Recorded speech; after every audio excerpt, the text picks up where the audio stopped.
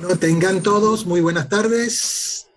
Reciban un cordialísimo saludo. Mi nombre es Pastor Galicia, obstetra ginecólogo y Chief Medical Officer de Laboratorios Leti. En nombre del gran laboratorio de Venezuela y de sus empresas hermanas, genéricos venezolanos Genven y Laboratorios Biocontrolet, le damos la bienvenida a este webinar que en el día de hoy reunirá a destacadas profesionales de la medicina venezolana del área de la reumatología. Para llevar las riendas de esta actividad, los dejaré en la coordinación con la doctora Verónica Crespo. La doctora Verónica Crespo es especialista en reumatología egresada de la Universidad Central de Venezuela con sede en el Hospital Vargas de Caracas, médico reumatólogo del Centro de Salud Santa Inés de la UCAF, del Instituto Diagnóstico de San Bernardino y de la Clínica IDET en Altamira. Y además es profesor de reumatología del posgrado de medicina interna del Hospital Domingo Luciani del Instituto Venezolano de los Seguros Sociales en El Llanito, Caracas. Como es costumbre, esta actividad o este tipo de actividades vamos a grabarlas y serán colgadas en el canal de YouTube Laboratorios Leti SAP para que tengan a bien pues disfrutarlas todas las veces que deseen, así que no dejen de suscribirse y activar las notificaciones para que también se mantengan informados acerca de las actividades de educación médica continua que Laboratorios Leti trae para todos ustedes. Como un amable recordatorio, les indico que por favor a partir de este momento mantengan apagadas sus cámaras, silenciados sus micrófonos, así como cualquier equipo o dispositivo electrónico que pueda causar interferencia con la transmisión de este evento. Asimismo, les recuerdo realizar sus preguntas por medio del chat para ser discutidas al final de las presentaciones y, una vez más, en nombre del Gran Laboratorio de Venezuela, Laboratorios Leti, agradecidos por su presencia acá en este espacio en la tarde de hoy. Los dejo entonces con la amable compañía de la doctora Verónica Crespo. Verónica, los micrófonos son todos tuyos.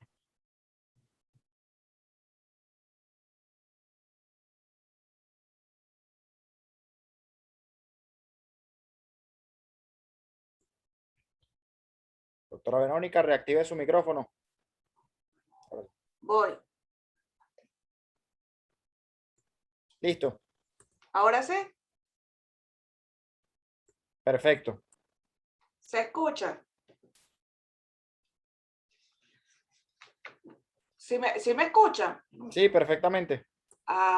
Bueno, muy buenas tardes. Para nosotros es un placer tener esta oportunidad de compartir con ustedes con un tema como es la osteoartritis, un tema de manejo diario por diferentes especialidades, por el reumatólogo, por el fisiatra, por el traumatólogo, y bueno, que afecta a gran parte de la población general y que a través de los años ha ido cambiando el enfoque acerca del estudio de esta enfermedad.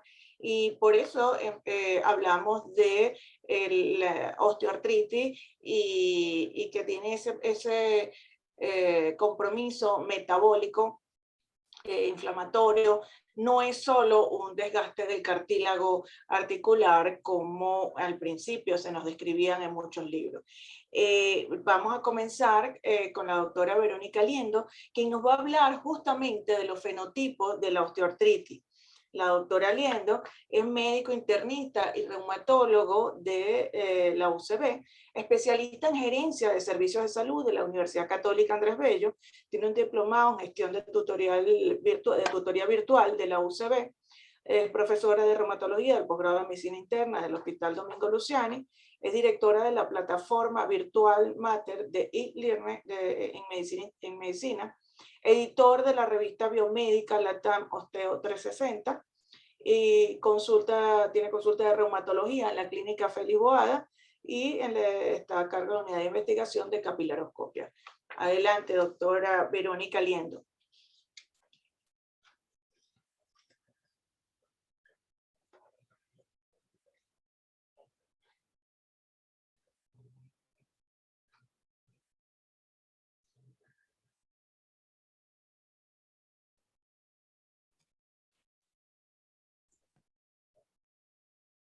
Hola.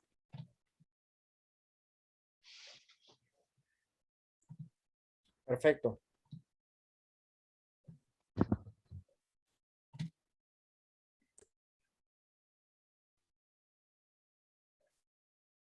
Ante todo, quiero agradecerte, Verónica, esta invitación que me has hecho para compartir con ustedes, igualmente a Laboratorios Leti, para hablar de este tema que yo pienso que tenemos mucho por esperar en la investigación de osteoartritis.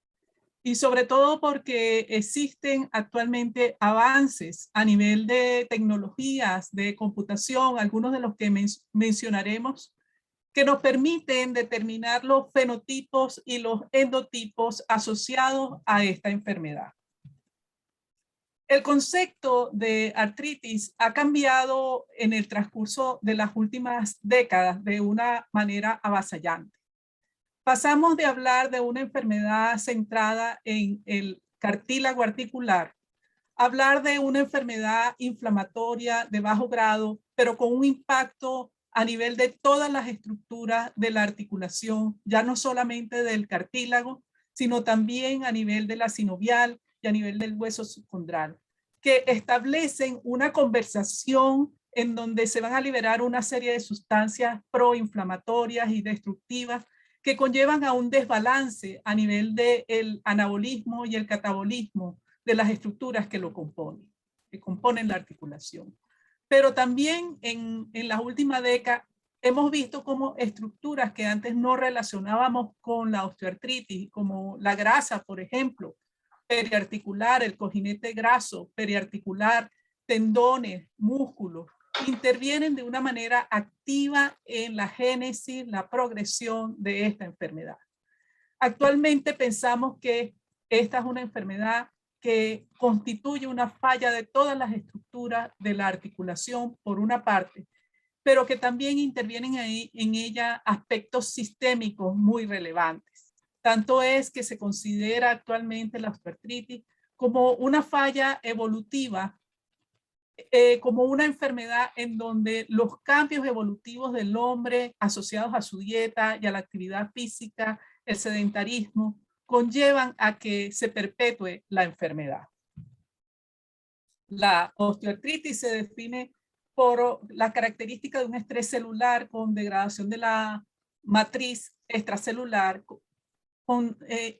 iniciada por microinjurias o macroinjurias, que conllevan a un desarreglo molecular, anatómico, fisiológico y a una respuesta maladaptativa, proinflamatoria, que conllevan múltiples mecanismos con una progresión variable en cada individuo, y esto a su vez se manifiesta con una gran heterogeneidad en las manifestaciones clínicas. También la osteoartritis es un desafío para la investigación. Es muy difícil detectar estadios presintomáticos, ya que la osteoartritis es una enfermedad de progresión muy lenta. No existen medidas sensibles de actividad destructiva a nivel de las estructuras articulares, y los pacientes son agrupados juntos a pesar de que ellos son muy heterogéneos desde el punto de vista individual. Y además muchos de los ensayos clínicos hablan de que una droga puede servir para todos y realmente ahora sabemos que los pacientes impida que esto pueda dar resultados adecuados. Y por ello, los fármacos que utilizamos actualmente en la osteoartritis tienen, en el mejor de los casos, un beneficio moderado, tanto en el dolor como en la función y sobre todo para moderar los cambios estructurales en esta enfermedad. Es por ello que los fenotipos pasan a jugar un papel importante, porque son propiedades observables en donde hay una interacción entre el genotipo y el medio ambiente que conllevan a que se presente esa propiedad.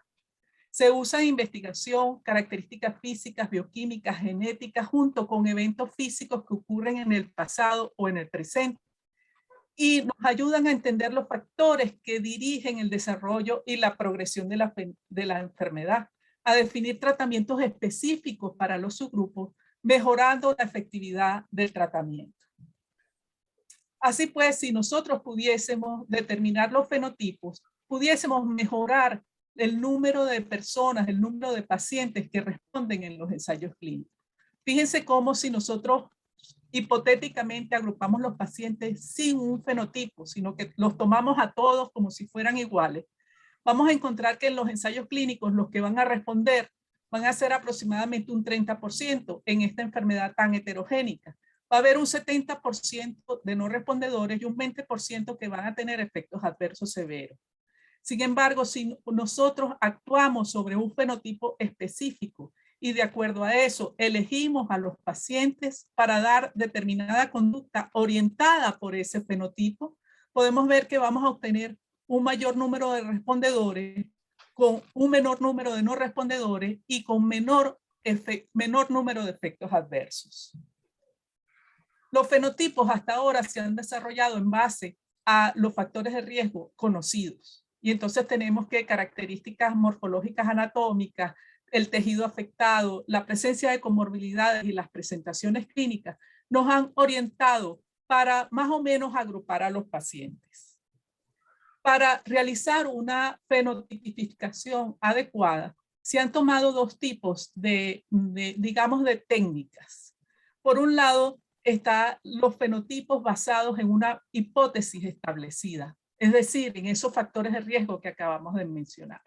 Y así tenemos que lo que hacemos es agrupar a los pacientes de acuerdo a la presencia o no de estas características que sabemos que pueden actuar como factores de riesgo. Envejecimiento, menopausia, obesidad, post-trauma, sedentarismo y las lesiones a nivel de imagen. Sin embargo, ahora sabemos que para hacerlo más preciso, debemos contar con características en vista de que estas son enfermedades en donde intervienen múltiples variables. Podemos actuar de otra manera, que es tomando todas esas variables, integrarlas en grandes bases de datos y seleccionar o agrupar los pacientes de acuerdo a las presencias de esas variables, demográficas, clínicas, muestras de sangre, orina y heces con biomarcadores a ese nivel, al igual que muestras de tejido a nivel de líquido sinovial, tejido articular o en las células aisladas. Tomando en cuenta las hipótesis, se han realizado estudios para agrupar y lograr fenotipos de estas enfermedades. Entonces tenemos, por ejemplo, en este estudio metaanálisis de 25 estudios observacionales, se tomaron de los diferentes estudios las diferentes variables y estas se agruparon en categorías. Y entonces se lograron fenotipos, por ejemplo, el fenotipo inflamatorio, el de síndrome metabólico, el de enfermedad mínima articular, el del dolor crónico con sensibilización central y periférica, en donde estaba comprometido el metabolismo en huesos y cartílagos y en donde el factor predominante era la sobrecarga mecánica. Como pueden ver, se diseñó para que pudiésemos agrupar los pacientes de acuerdo a determinadas variables clínicas. Pero también se han hecho estudios en donde esas variables se han relacionado. Y entonces, por ejemplo, en este estudio podemos ver cómo se relacionó los fenotipos clínicos, los laboratorios, las imágenes y los fenotipos etiológicos con múltiples características del paciente y de las enfermedades. Y ello nos permitió medir o poner en relieve trayectorias evolutivas en función del dolor, función y rayos X, tanto desde el punto de vista clínico como estructural. Y así tenemos variables basales de las características de los pacientes, de las características de la enfermedad, y vemos cómo podemos medir una trayectoria de progresión clínica o de progresión estructural. Y entonces encontramos que para que haya una pobre evolución clínica se relacionó con una mayor sensibilidad al dolor, una sensibilización central, el distrés psicológico, la severidad radiológica, un mayor índice de masa corporal, la fuerza muscular y las comorbilidades. Y por otra parte, la pobre evolución estructural con patrones de daño, inflamación, obesidad. Para lograr afinar los aspectos fenotípicos, se ha visto que los biomarcadores son ideales para medir endotipos moleculares. Y estos endotipos pueden ser solubles o húmedos, en donde encontramos proteínas, fragmentos de proteínas, lípidos, metabolitos y material genómico.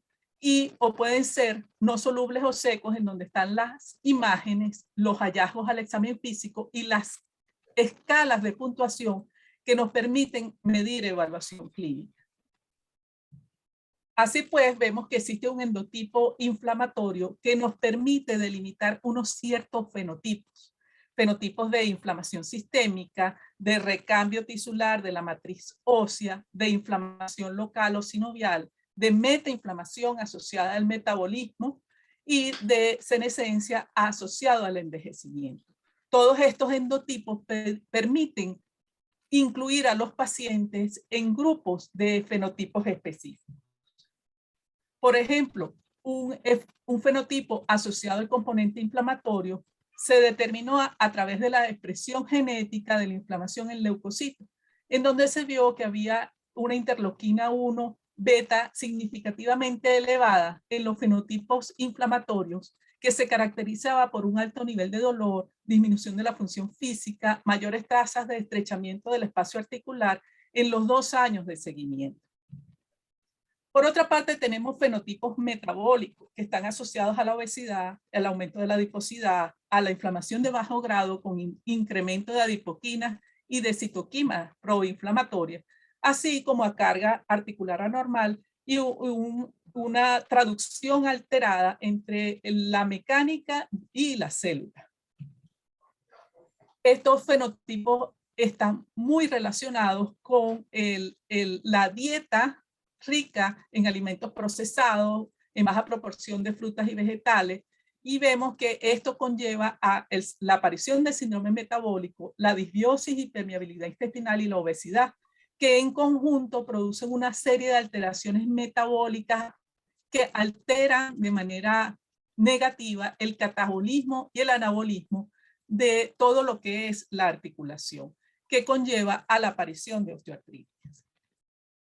Igualmente, este fenotipo está asociado a una metainflamación, a una mecainflamación, está asociado a un efecto catabólico, a un estrés oxidativo, a la liberación de enzimas catabólicas y de citoquinas proinflamatorias.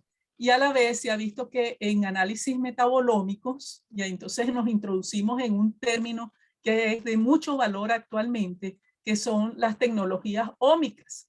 Y podemos ver que en los fenotipos metabólicos se encontró que existía una relación entre la diabetes y la osteoartritis y que probablemente esta alteración estaba asociada a una alteración de la fosfatidilcolina, que no es otra cosa que la lecitina. Y esto es muy importante porque nos da una explicación de cómo los endotipos moleculares y los fenotipos correspondientes nos pueden llevar a encontrar una vía de tratamiento para intervenir no solamente en el inicio de la enfermedad, sino también en la progresión de la misma.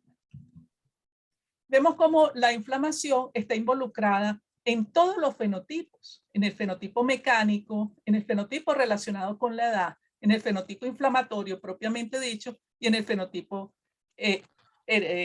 metabólico.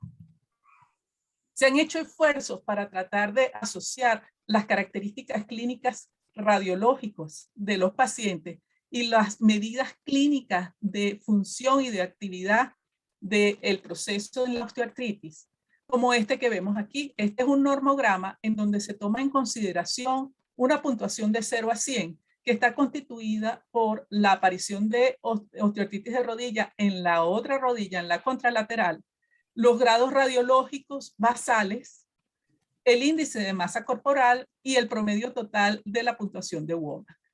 Entonces, por ejemplo, aquí vemos un paciente que tiene afectación de la rodilla contralateral, que tiene un grado basal de radiológico que le da una puntuación de 1, que tiene un índice de masa corporal de 35, que le da una puntuación de 50, y que tiene una puntuación total de Womack en 50. Eso nos da 180, lo que corresponde a 0,5. Esa corresponde a una progresión rápida. Estamos hablando de que en un 53% de probabilidad de lograr alcanzar una progresión rápida de la enfermedad que lo lleve a un índice radiológico grado 4 en un lapso de pocos años. También estamos hablando de fenotipos asociados al dolor. Y entonces hablamos de un dolor nociceptivo, crónico, agudo, de sensibilización central y de sensibilización periférica. Por ejemplo, en este estudio, en donde se estudiaron varias variables como la severidad radiológica, la fuerza del bíceps, la fuerza del cuádriceps, el índice de masa corporal, comorbilidades, depresión, catastrofismo, se encontraron que existían 4 fenotipos asociados al dolor y que esos fenotipos, cuando aparecían, sobre todo el mayor impacto de comorbilidades, la mayor sensibilidad de la rodilla y el distrés psicológico y de dolor generalizado, conllevaban a un mayor nivel de dolor y mayor severidad desde el punto de vista radiológico. Igualmente, cuando se estudió la susceptibilidad de los fenotipos para que se produjera dolor cuando no existía la enfermedad, pero asintomática, se encontró que la sensibilización dolorosa y la sumación temporal, cuando eran altas, conllevaban a un riesgo mayor de que en un lapso de 2 años se encontrara una rodilla susceptible a dolor persistente. O sea que nosotros podíamos, a través de este fenotipo, lograr predecir quiénes iban a tener dolor persistente. El horizonte está marcado tanto por la tecnología ómica como por los avances a nivel de computación. Y entonces tenemos aquí que existe la necesidad de que haya una estandarización y calibración de los biomarcadores que nos puedan ayudar a combinar esos biomarcadores tanto a nivel de los biomarcadores solubles como de los biomarcadores secos y que nos permitan el diagnóstico de una osteoartritis temprana, de una osteoartritis preradiológica y de una correlación entre los desenlaces.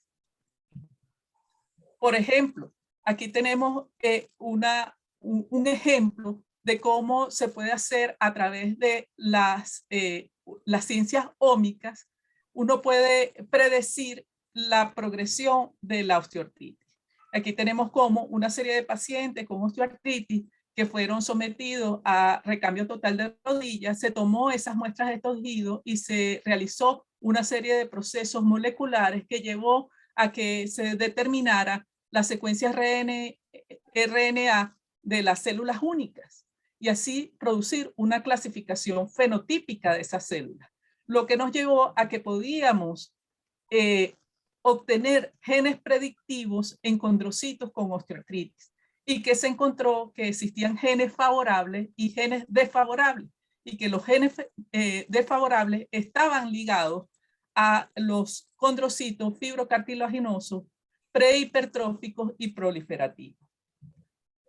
Así pues, podemos ver que el hecho de tener una población de osteoartritis heterogénea nos permite determinar que la medimos a través de datos clínicos armonizados y podemos, como son la edad, el género, la etnia, el peso, la actividad física, el dolor basal, la severidad clínica, radiológica, el alineamiento, la fuerza muscular y las comorbilidades, Tomamos biomarcadores que vienen de tejidos de células articulares, cartilaginoso, sinovial, hueso subcondral, células de otros tejidos articulares como los adipocitos, líquido tisular, sinovial, la sangre, suero, plasma y orina.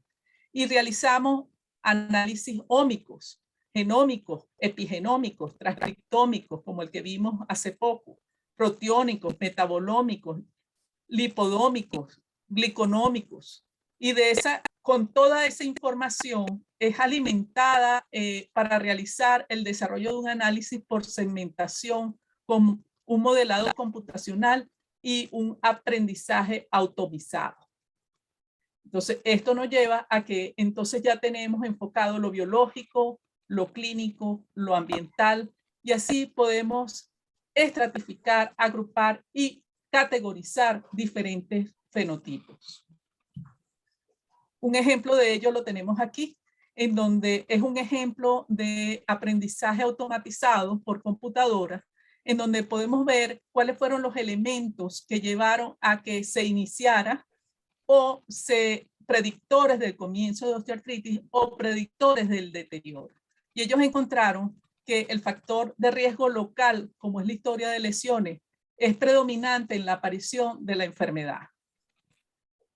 Y mientras que los factores de riesgo sistémicos, como la diabetes y el tabaquismo, tienen un papel predominante en el deterioro de la osteoartritis. Fíjense, esto es basado en aprendizaje automatizado.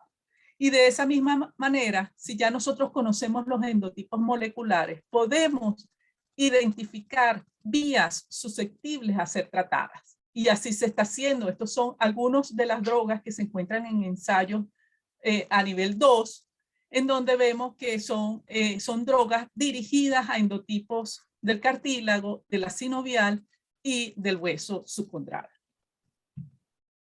En conclusión, la estratificación de los pacientes en fenotipos ayuda en los biomarcadores de la enfermedad que facilitan el diseño de estudios clínicos, nos ayuda a determinar cuáles pacientes es más probable que se beneficien de cuáles tratamientos, contribuye a personalizar la medicina y mejorar la efectividad de los cuidados de salud, y utilizando la inteligencia artificial, la minería de datos y el aprendizaje automático, podemos estratificar los pacientes en fenotipos.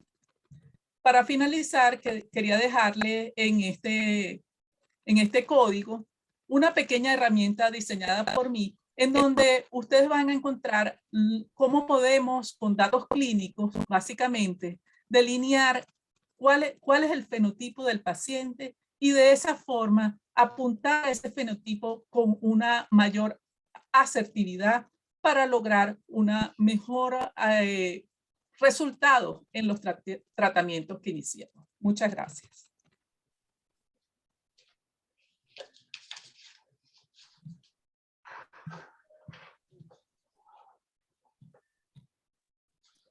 Listo. Listo.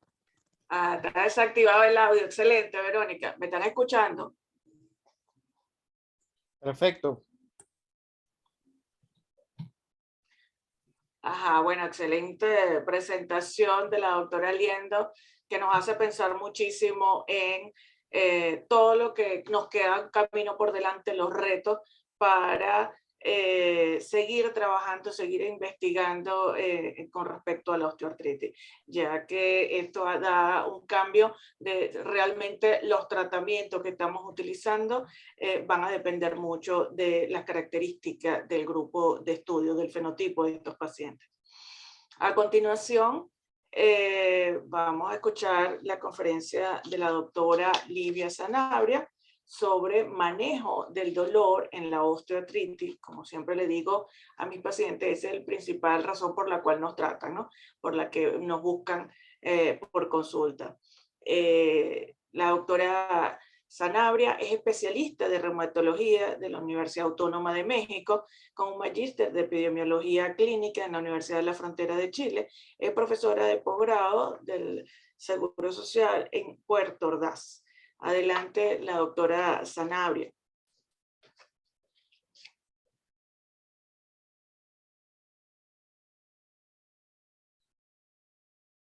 No se ve la pantalla. No, mi doctora, si la doctora Zanabria nos indica el nombre con el que ella está, le podemos activar el audio. Ya va, vamos a ver. Que no está como Livia Zanabria.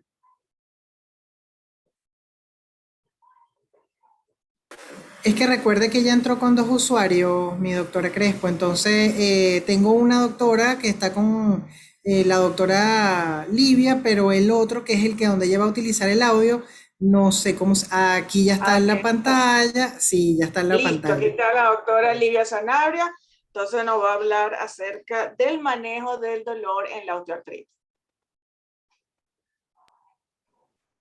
Bueno, ahí me oyen, me escuchan. Te escuchamos.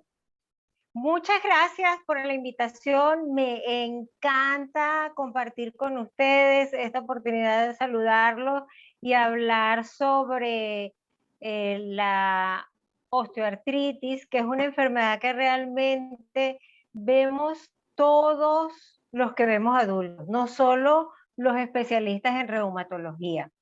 Es una enfermedad que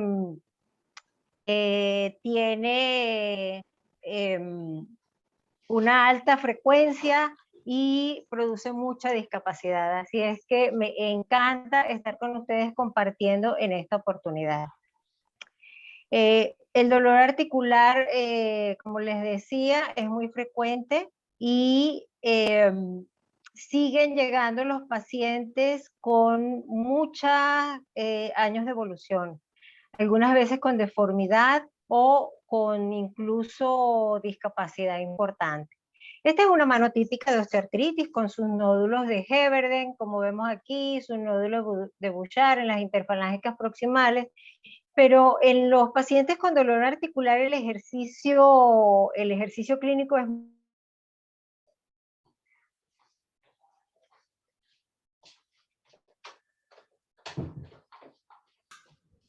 Doctora Livia, se le fue el audio, disculpe. Wow, ¿qué habrá pasado?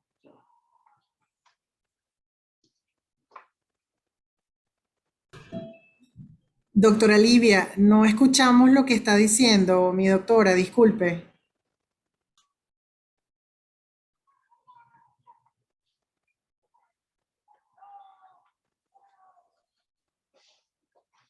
No sé la...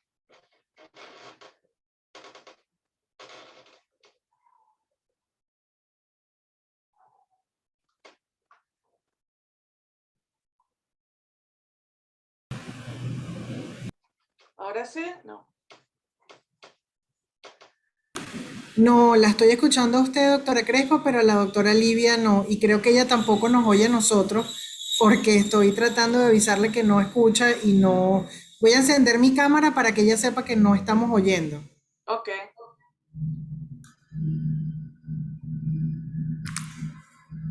Doctora Livia, no, no hay sonido. Doctora, no se escucha, no se escucha.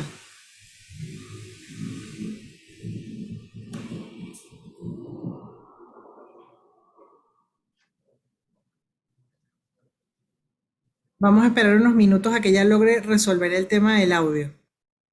Ok. Ya estará. Tiene el micrófono apagado por el dispositivo que estoy utilizando para el audio y no se dio cuenta. Ahora sí, ya lo abrió. Ahora sí. Sí, es que parece que no me habían permitido. ¿Qué hago? ¿Empiezo? ¿Me devuelvo? No, si quiere puede retroceder unas 3 láminas, doctora. Y disculpe. Oh, ahí está bien. Creo que una más, si no me equivoco. Sí.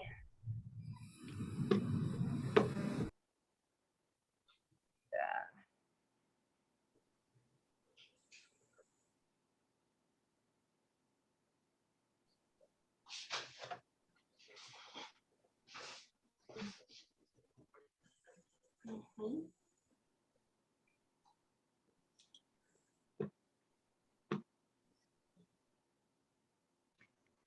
Ahí, Te ¿me estamos escuchan? escuchando. Sí, sí, te estamos escuchando. La estamos escuchando, pero no vemos su presentación. Por favor, denle a compartir pantalla. Ay, Dios. ¿Y cómo se salió?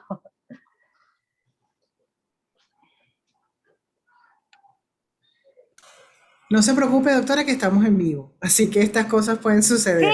todas esas Eh, cosas pasan.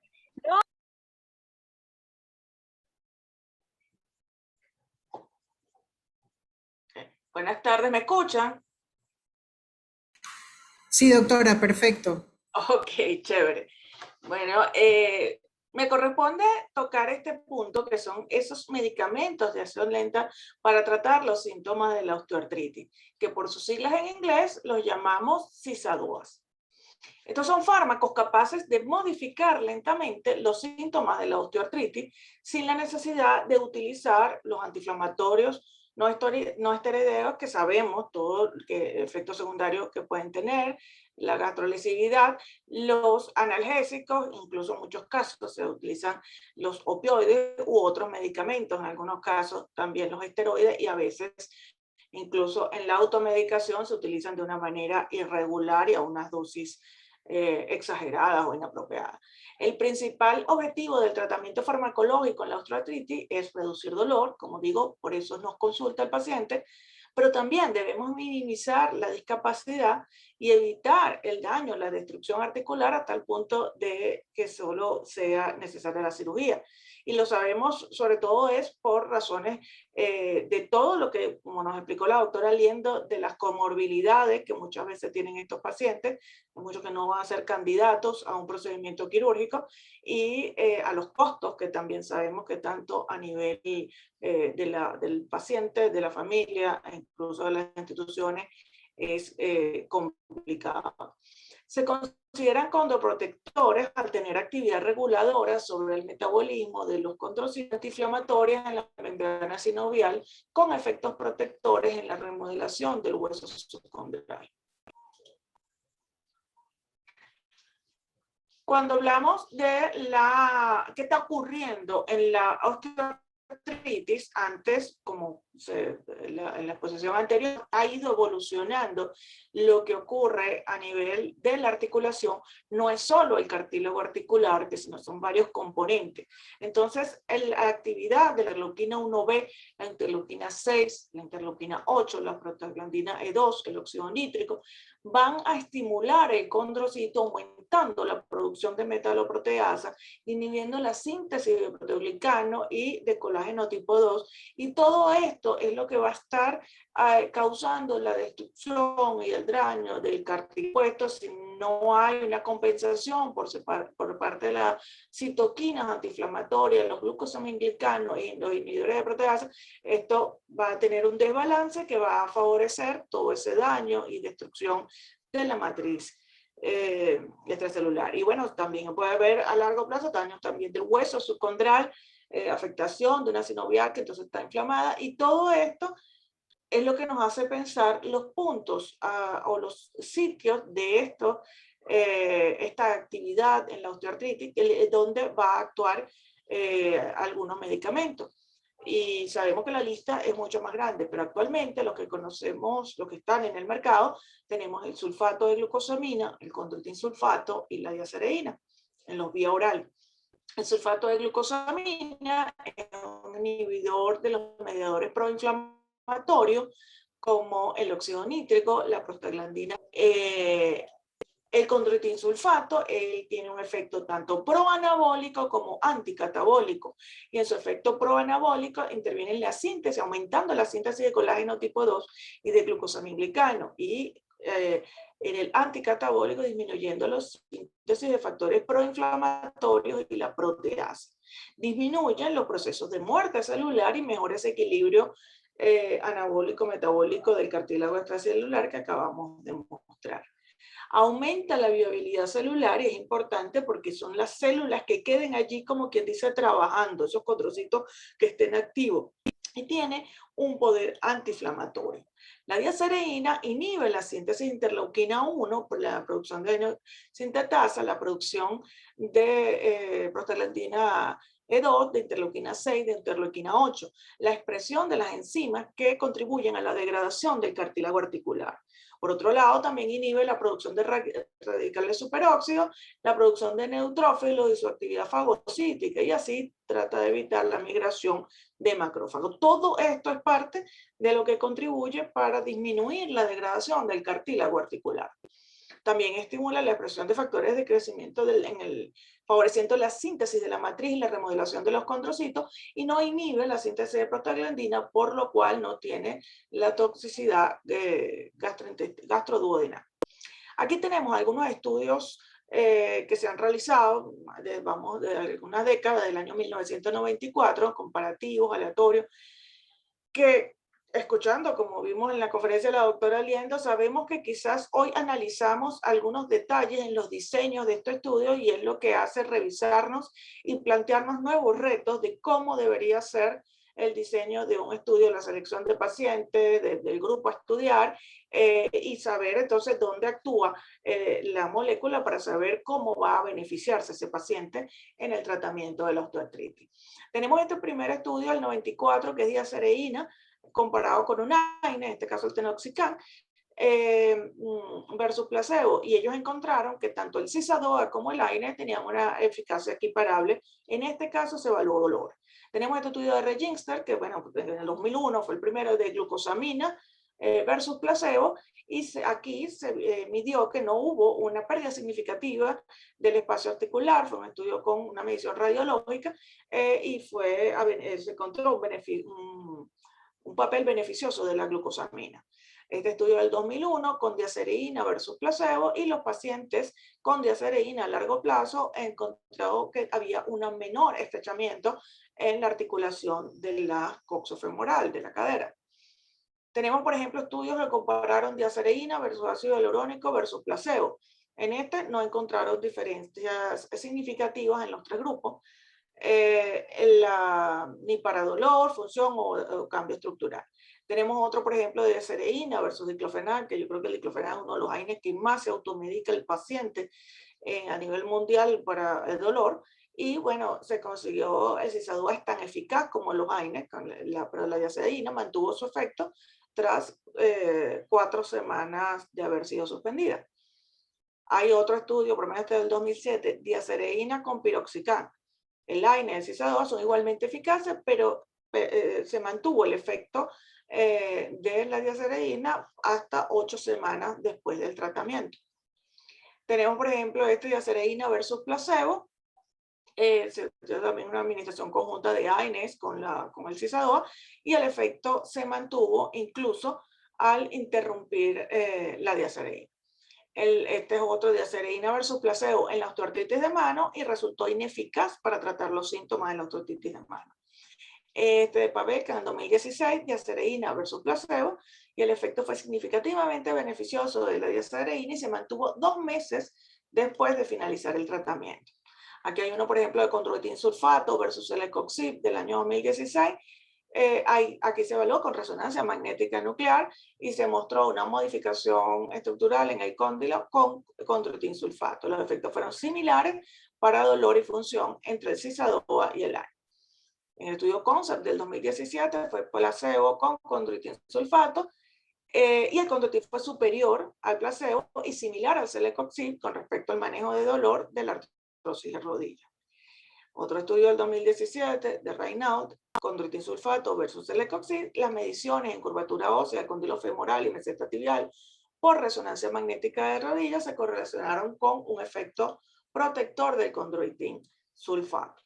Este estudio, que entonces suma la glucosamina más el condroitin sulfato versus el Celecoxib, en la eficacia y seguridad equiparables entre Celecoxib y el Cisadoa en osteoartritis de rodilla.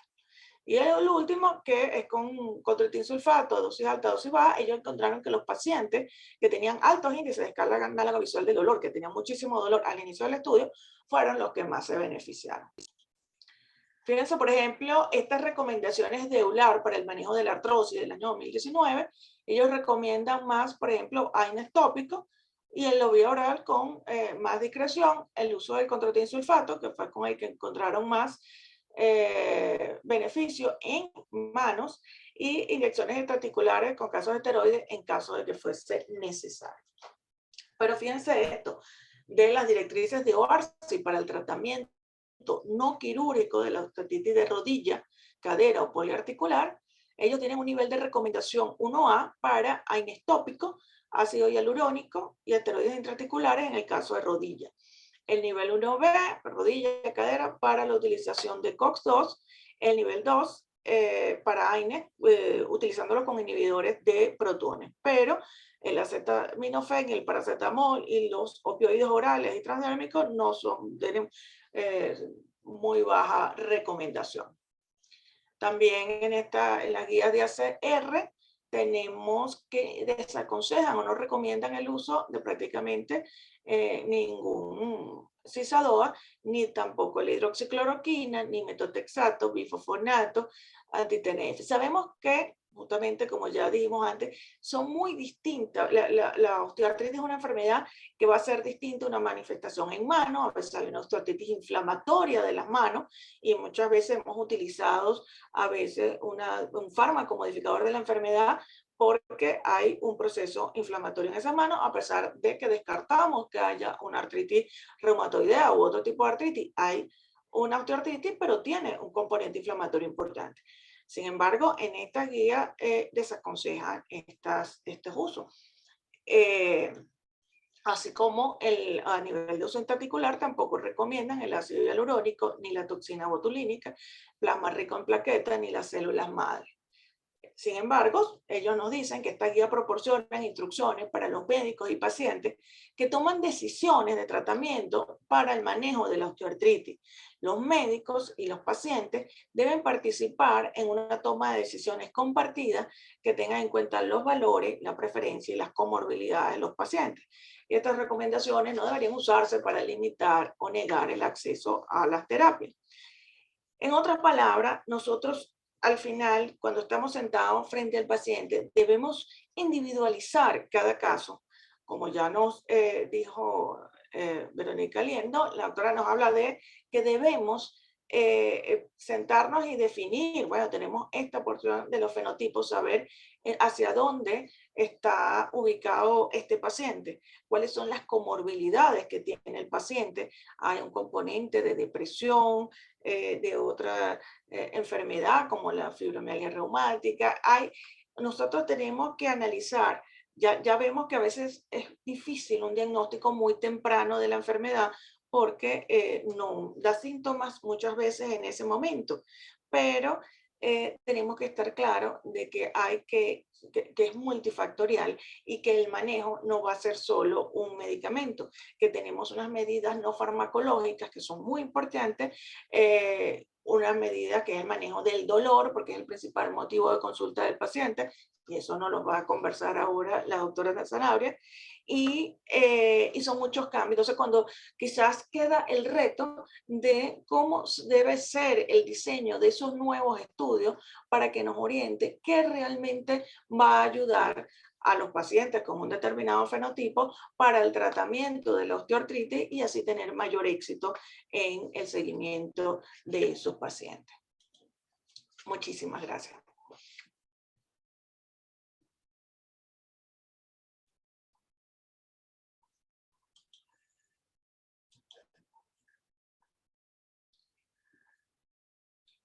Bueno, listo.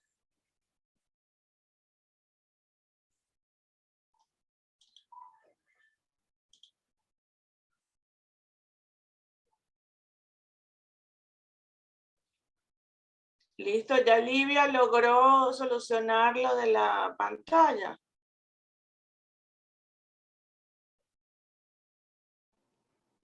Ahora sí me escuchan. Sí, te Aquí escuchamos. Yo te escucho. Perfecto, perfecto. Gracias a Dios. Bueno, muchas gracias por la invitación. Estoy muy contenta de de tener esta oportunidad de saludarlos. Me encanta el tema. Es un motivo muy frecuente de consulta, no solo de la especialidad mía, de reumatología, sino de todos los que vemos adultos. Es importante para nosotros.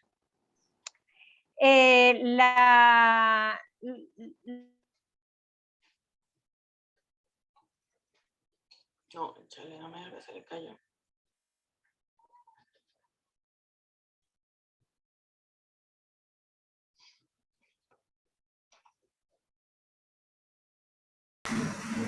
Doctora Livia, ¿le está dando algún botón en el audio que lo desactiva y no tenemos audio todavía? Doctora Livia, no hay audio. Es que creo que no nos escucha tampoco. Ay, pobrecita, yo no sé qué le estará dando. Yo creo que también será la calidad del internet. No, creo que ella le está dando algo al botón que no nos escucha. Ya por lo menos sabe que me escuchó.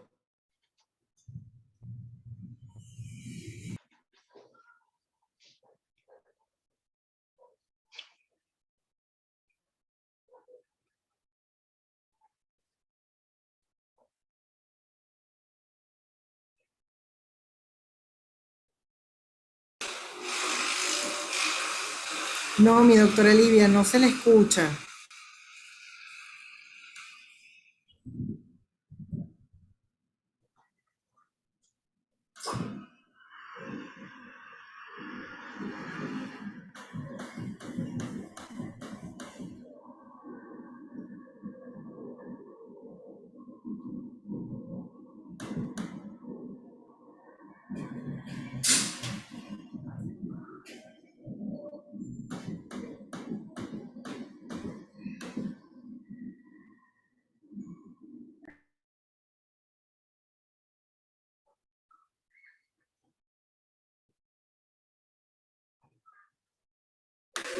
Creo que está tratando de resolver. Vamos a darle un minuto más.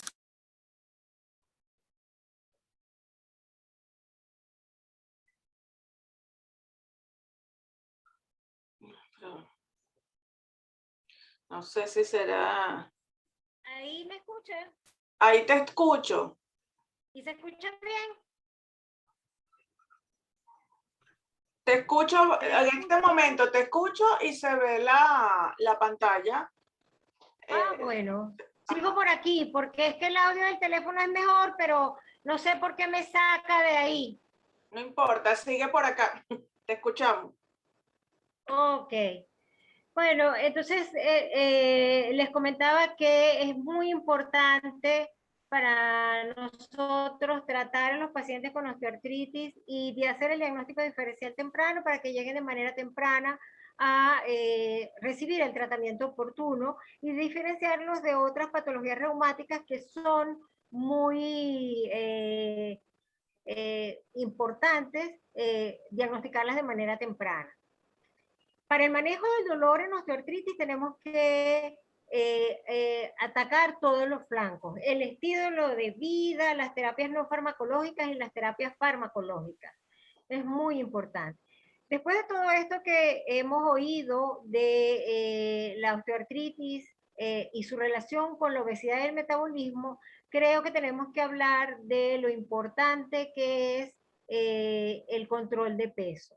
Entonces voy a empezar por el estilo de vida, que es una de las cosas que los reumatólogos estamos atacando ahora, porque antes a lo mejor no le prestábamos suficiente atención. En cuanto al estilo de vida, hemos visto que la reducción de peso puede tener un papel fundamental en la evolución de la osteoartritis. Ya hablaba la doctora Liendo de lo importante que son las adipoquinas, las leptinas y todas en general para producir la inflamación en los pacientes con osteoartritis. Así es que de esta manera lo importante en los pacientes obesos, primero que nada, es reducir el peso. El Instituto Nacional de Higiene de Estados Unidos hizo un programa de 18 meses para la reducción de peso y esos pacientes los agrupó en los pacientes que tenían que habían cumplido la reducción en menos del 5%, en más del 10% y en más del 20%. Yo no sé si ustedes se imaginan esos pacientes que pueden bajar 20% de su peso, yo me desaparezco, pero así funcionó en ese grupo de estudio. Lo interesante es lo que les voy a mostrar ahorita, que es muy importante y viene en relación con todo lo que han dicho las Verónicas, que es que los pacientes que más bajaron de peso, podemos ver que tienen una reducción del dolor de una manera significativa. Además, mejoraron en otros aspectos muy importantes, como la distancia que caminan en 6 minutos, mejoraron en los índices de calidad de vida, mejoraron en la fuerza de presión y mejoraron de manera importante en los niveles de interleucina 6. Lo que nos habla de que la obesidad y la inflamación crónica que está tan de moda, sigue para darnos más y más y más en investigación. Entonces, en la práctica clínica, nosotros lo que tenemos que hacer es pedirles a los pacientes que bajen de peso, y entre más bajen y más se acerquen a su peso ideal, va a ser mucho mejor. El Arthritis Foundation tiene un cuestionario en donde evalúa la salud articular para público en general y pregunta: si usted tiene más de 45 años, si usted ha tenido dolor en la rodilla, si usted tiene más de 4.5 kilos, o sea, 4.5 kilos ya es uno de los puntos para tener riesgo de enfermedad articular. Así es que es importantísimo mantener a los pacientes en su peso, y además con dietas antiinflamatorias que están tan de moda. Ustedes saben, la dieta mediterránea, las dietas antiinflamatorias, y estas dietas fundamentalmente lo que hacen es mejorar el metabolismo, los índices de leptina, que son propios de los pacientes con síndrome metabólico, y los índices de insulina.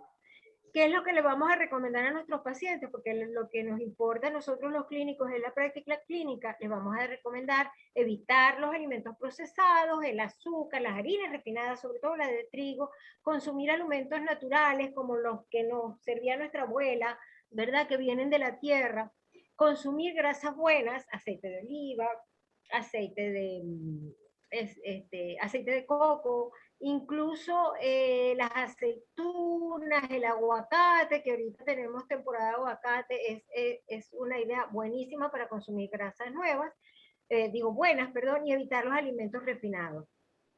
Y los que ya han demostrado ser de alguna forma antiinflamatorios son la cúrcuma, el jengibre, la canela, y por supuesto los vegetales y las frutas que tienen tantos antioxidantes. Dentro del estilo de vida también podemos intervenir en fomentar la actividad física.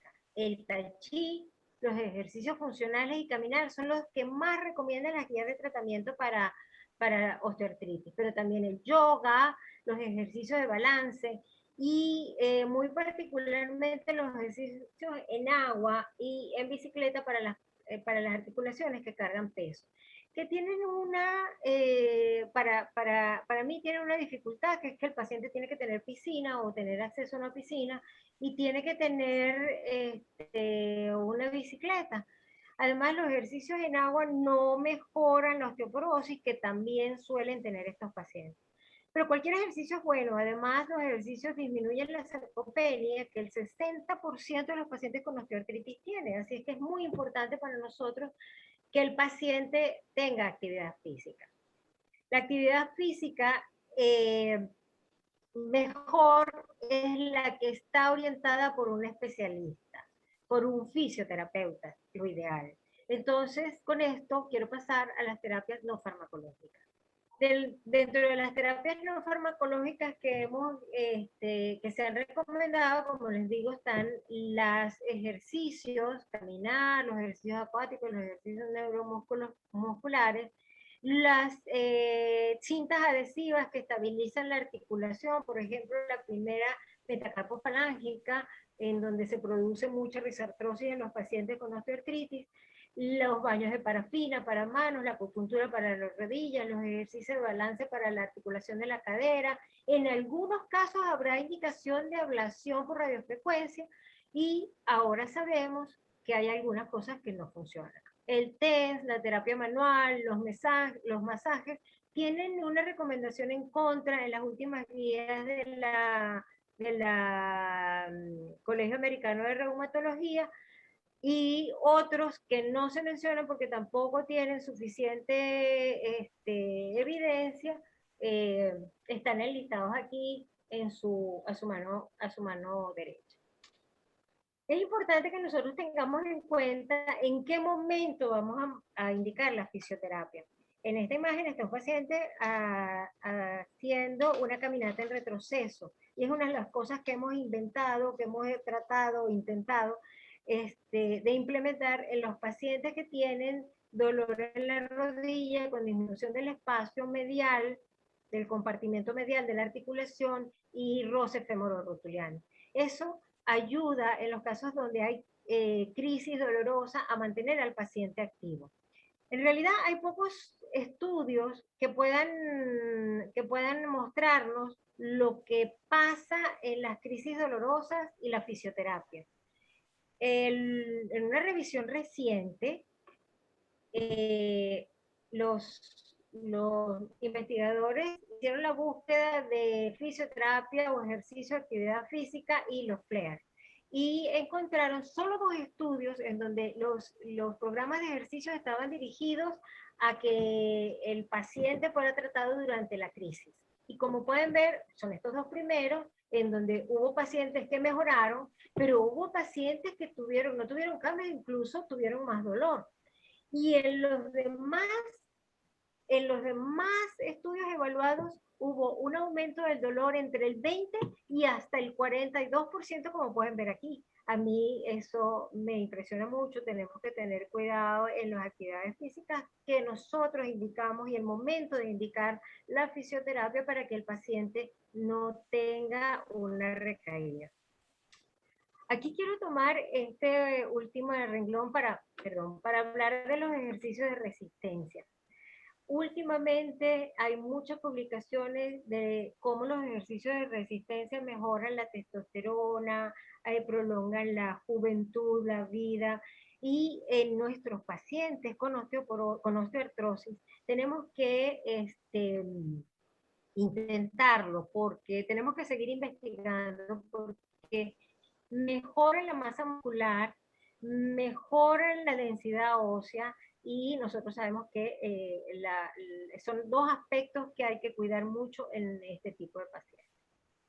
Dentro de las terapias no farmacológicas entraría el calor y el frío, que es una cosa que el paciente puede hacer en su casa de manera tranquila. Si lo indicamos cómo, él puede aplicar calor y frío en las articulaciones pequeñas de las manos, en la articulación de la rodilla, con muy buenos resultados. En cuanto a las ortesis, solo están bien estudiadas e indicadas favorablemente el bastón, la rodillera y las férulas para la risartrosis de la primera carpometacarpiana. Aquellos zapatos con suelas de goma que amortiguaban la pisada y las plantillas con cuña, los andadores, no están recomendados como terapias actualmente. Lo que sí ha cobrado mucho auge son las terapias conductuales que permiten al paciente enfrentar la enfermedad con una actitud diferente. Y la educación en todas las guías recientes está como uno de los puntos más favorables para tratar al paciente. Tenemos que enseñarle al paciente qué es su enfermedad, qué puede esperar, cuál es su responsabilidad, porque los pacientes se van empoderando de qué pueden hacer, de qué deben hacer, de cómo hacerlo, y eso es muy positivo para el paciente. Además, la educación nos permite evitar que el paciente cometa errores graves, como, no sé, aplicarse aceite de transformador, que me ha tocado ver, o esas inyecciones de sangre intramusculares para tratar la artrosis de la rodilla, que lo vi esta semana. Entonces, educar al paciente en todas las últimas guías ha demostrado que mejora considerablemente el pronóstico de los pacientes. Bueno, y finalmente quiero hablarles de las terapias farmacológicas. Ya la doctora Verónica Crespo adelantó lo más importante que yo tenía que decir, así que nos vamos a ir rápidamente por mencionar que se han probado muchísimas cosas. Este es un metaanálisis del 2020, no es mi favorito porque tiene de chile, de dulce y de manteca, como decía mi abuela, pero es un metaanálisis que muestra una gran variedad de las cosas que se han probado y que además muestra que muchas de esas realmente no han probado tener una gran papel en cambiar la evolución natural de la enfermedad. En cuanto al dolor de la rodilla, puede funcionar, ¿verdad? Algunas de ellas. El ácido hialurónico está aquí entre los primeros, ¿verdad? Pero de aquí, del piroxicam, la prednisona para abajo, no hay mucho cambio en cuanto a la evolución. ¿Qué es lo que sí podemos usar y que está aprobado en las guías médicas para esta enfermedad? El acetaminofén, ¿verdad? Que en algunos estudios incluso ha demostrado para el dolor ser tan eficaz como los antiinflamatorios no esteroideos, y ahora que conocemos que hay diferentes fenotipos, entendemos por qué algunos pacientes sí responden al acetaminofén y otros responden a los antiinflamatorios no esteroideos. El acetaminofén tiene una desventaja muy importante, que tiene interacción con la warfarina, pero además tiene hepatotoxicidad, sobre todo si el paciente toma bebidas alcohólicas, que es muy común en nuestros pacientes. En cuanto a los antiinflamatorios no esteroideos, tengo que mencionar, ustedes lo saben usar, saben la posología, lo que tengo que hacer hincapié o reforzar es que es importante que el paciente sepa que no los puede usar indiscriminadamente porque tienen efectos secundarios. Los efectos secundarios gastrointestinales, la hipertensión, la nefropatía que pueden producir estos medicamentos es muy importante. En ningún caso están indicados los esteroides vía oral. Es rarísimo que los reumatólogos usemos esteroides en los pacientes. Bueno, creo que ningún especialista realmente empapado en la parte de osteoartritis los usa con frecuencia. El tramadol y la duloxetina sí están recomendados y sí tienen un papel en el control del dolor, del dolor severo cuando han fallado los antiinflamatorios no esteroideos. Pero recuerden, subir en la escalera analgésica es muy fácil y rapidito.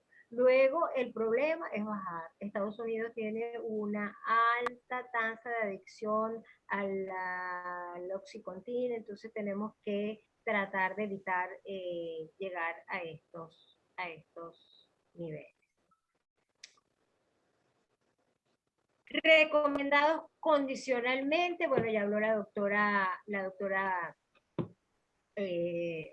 Crespo, que el condroitin, así como el aceite de pescado, la vitamina D, pueden disminuir el dolor, la glucosamina. Hay estudios interesantes con evidencia de que el metrotexate puede disminuir el dolor en la artrosis de rodilla, aunque las guías de tratamiento no lo recomienden directamente. Y la colchicina pudiera tener algún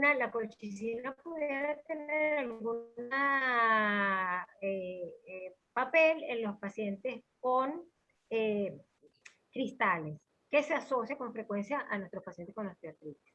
Otros medicamentos de los que vamos a oír pronto, y vamos a seguir escuchando, son el magnesio, la cúrcuma, los extractos de cúrcuma que tienen curcumina, parece que están dando buenos resultados, jengibre, los no saponificables de aguacate y soya. Yo creo que cuando se los mandemos a los pacientes que corresponde mandárselos según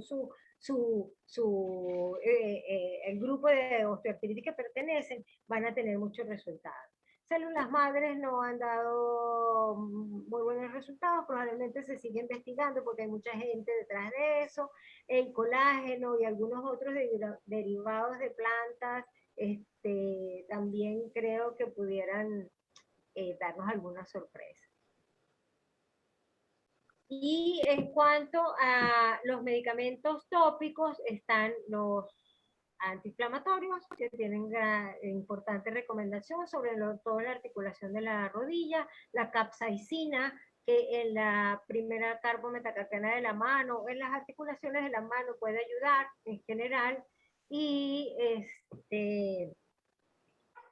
fundamentalmente esos. Otros tópicos no han demostrado, otros tratamientos tópicos no han demostrado tener buena respuesta. Y en cuanto a los intraarticulares, nosotros tradicionalmente hemos usado los esteroides en la crisis aguda, el ácido hialurónico, hemos tenido una relación ya larga, ha habido más presentaciones con más o menos densidad, reticulados incluso, que nos permiten hacer algún manejo en nuestros pacientes como lo vamos a ver en nuestros pacientes de cadera y de rodilla. El plasma rico en plaquetas, primero empezó sin tener suficiente evidencia, la última evidencia no está a favor, pero el plasma rico en plaquetas es una novela que no ha terminado, se los voy a mostrar. La toxina botulínica y el ozono también se han usado y tampoco tiene una recomendación de primera línea.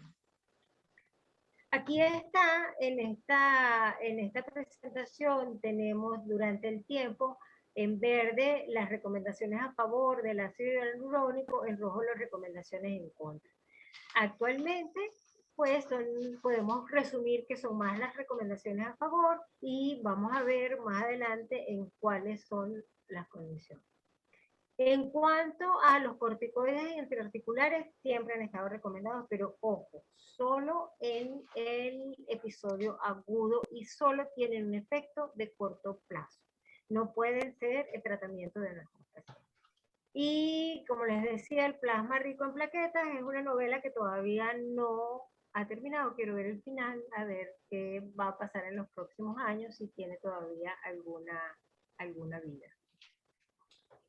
En resumen, en cuanto a los medicamentos intraarticulares, podemos decir, de acuerdo a las guías de tratamiento, esta es del Colegio Americano de Reumatología, la Internacional de Osteoartritis, la canadiense, esta es la australiana, la alemana, la mexicana, todas, por ejemplo, el ácido hialurónico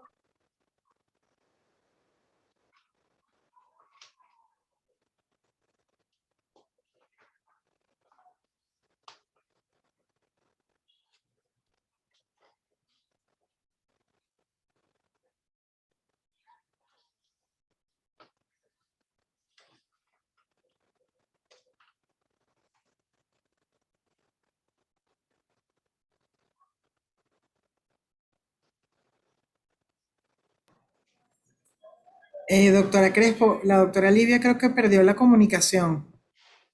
Ay, de repente cayó y ya creo que ya estaba terminando. Un minutito, yo creo que me está contactando. Sí, vamos a ver si podemos retomarla. ¿Aló?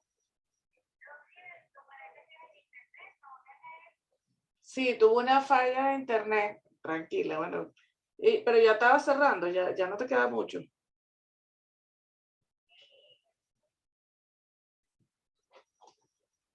Bueno, aquí salvamos.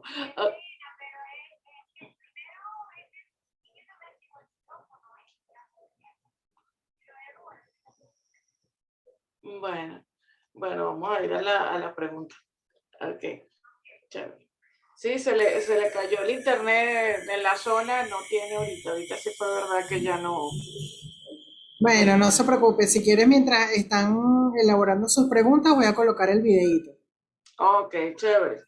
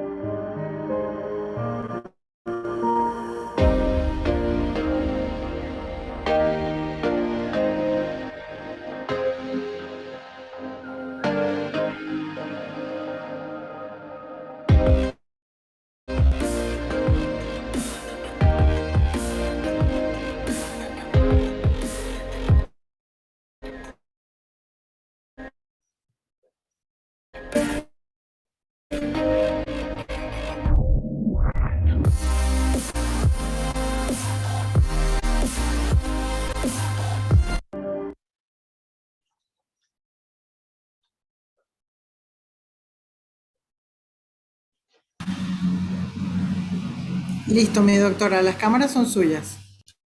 Bueno, chévere. Aquí está. No sé si tienen alguna otra pregunta. Creo que, bueno, afortunadamente la doctora Livia Sanabria logró gran parte, ¿no? Paseó por todo el manejo no farmacológico de la osteoartritis y la parte farmacológica, bueno, ya había yo tocado el tópico de los CISADOA y se habló de la parte de los AINES. Bueno, como repetimos siempre, evitamos ese abuso, ese de la automedicación con el uso del esteroide.